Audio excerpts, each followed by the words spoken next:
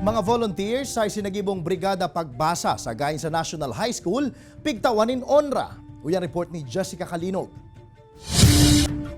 Pigpisto asin tinawan onra ang mga volunteers sa isinagibong Brigada Pagbasa kan Gainza National High School sa paagi kan sarong culminating activity sa nasambitan ng eskwelahan. Ginibo ang Brigada Pagbasa sa paagi kan online asin limited face-to-face tutoring kung saan nakasentro ini sa programa kan Department of Education Region 5 na 5B.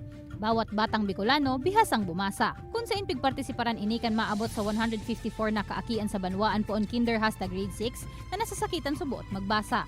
Bantang maabot man sa 60 na individual ang nag-volunteer na tutors. Sigon kikagawad Noel Sorbano, pamayokan komitiba kan edukasyon sa banwaan in Gainza, dakulang bagay subuot ang siring na aktibidad, urog na sa pagkanood kan mga kaakian dawa na nasa tahaw kan pandemya.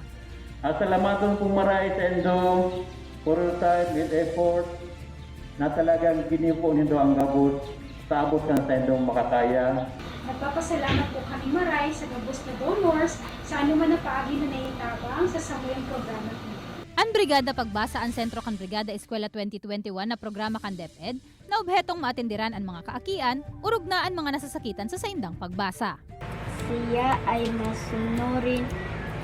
Ini si Jessica Calinog, Balitang Bicolandia.